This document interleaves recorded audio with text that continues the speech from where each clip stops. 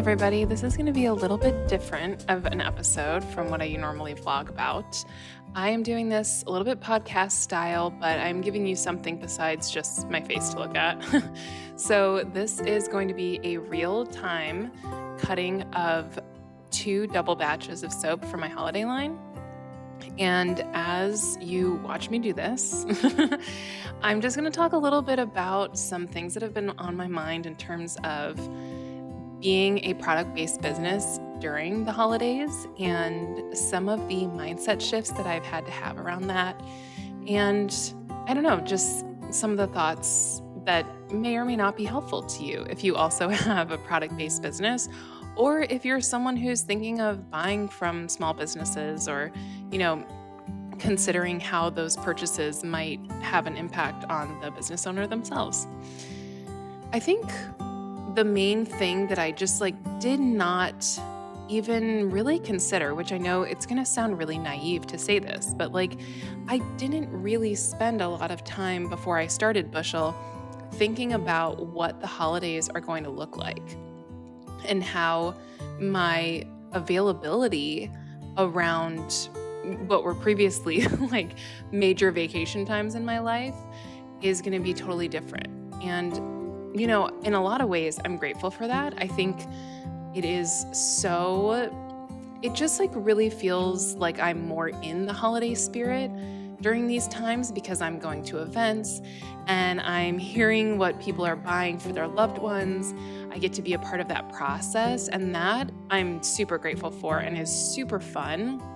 I also just love any excuse to sort of get out and go somewhere else that's indoors and feels festive during the time when it normally gets pretty cold here in the Midwest. So I love that. And I have one of my closest friends' moms actually used to also make products for people. And she told me last year around the holidays that on Christmas morning, I can take a moment to sit and think about all of the people who are opening my products on this day and enjoying that gift from somebody.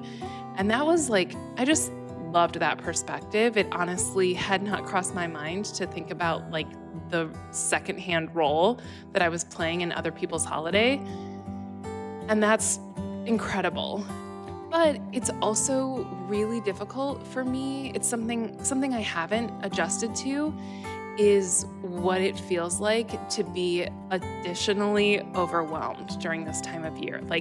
I'm already someone who is overwhelmed by the list of people I need to buy for, and now that I've got kids, finding the right gift for the kids, and also they have teachers and daycare providers and a bunch of people that have added to our list. And we sometimes host Thanksgiving at our house with my in-laws, and so it's about preparing for that.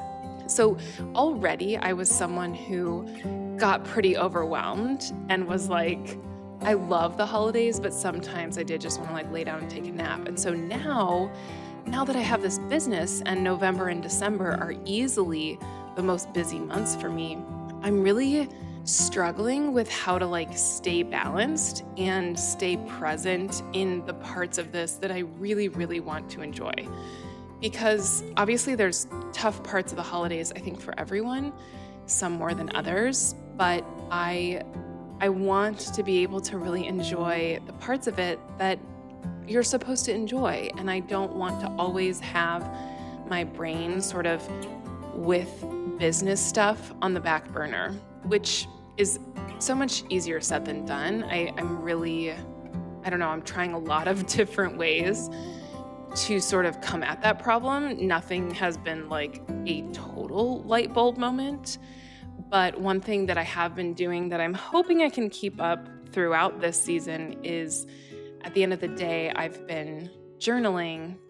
Normally, I write down my goals for the next day or the upcoming week or just other parts of my life. But instead, I have been writing down a bunch of small, seemingly mundane moments that have been really just lovely. And sometimes that's I gave my my son a piggyback ride down the stairs and he laid his head on my back. Like it can be something super small, or like honestly, just how beautiful like the weather was one day.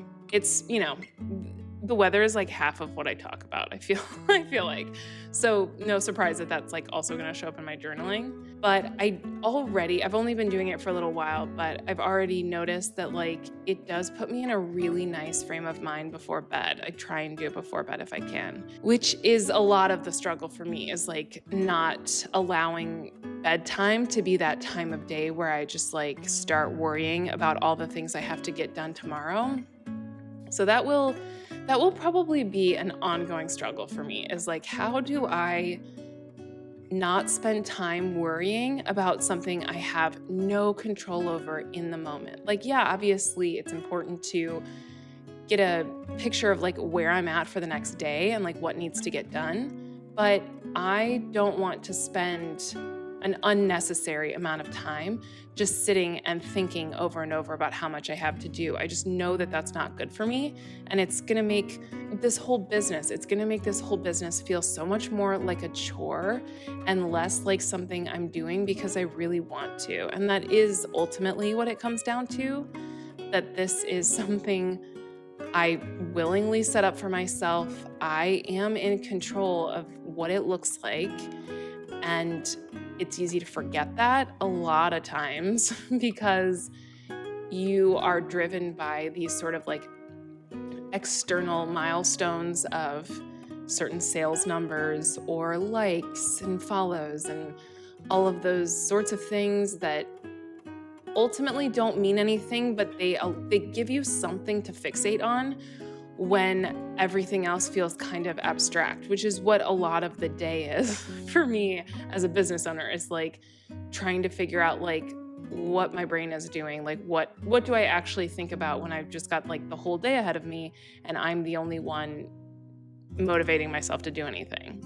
So, I don't know. I'm trying to like get back on track. It's funny sometimes when I listen back to these, like how much rambling I do. So I hope that if you're listening to this, it feels vaguely coherent. But the reality is like this is kind of an accurate glimpse into where I feel mentally at this time. There's things that I want to do, but there's just other priorities. And like I have to get certain things done or I'm going to kick myself in a month when it's like the crucial time for holiday sales and I have fallen behind on something. So, I'm trying to balance events. I want to have enough inventory for the events that I'm doing. I also want to be open to events for some of the weekends that I currently have available.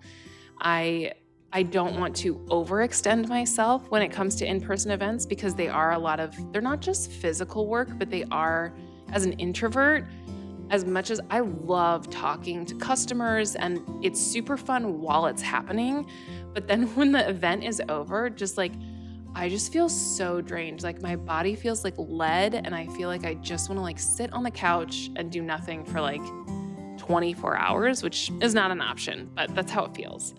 So I'm trying to figure out the events, managing the inventory for that. I want to I want to effectively promote my business on social media during this time to hopefully increase my online sales. But again, that is also related to inventory. Like I have to have the inventory ready to back that up. I don't want to have a social media post perform well and then realize that I was like almost sold out of the product I was promoting and it's going to feel like a waste of time if that sort of thing happens.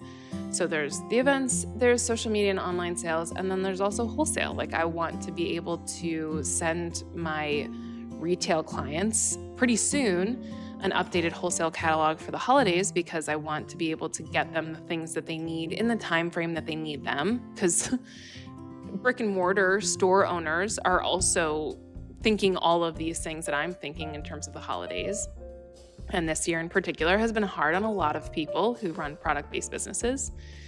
So yeah, it's understandably a lot to balance. And I'm also still pretty new at this. This is only my second holiday season.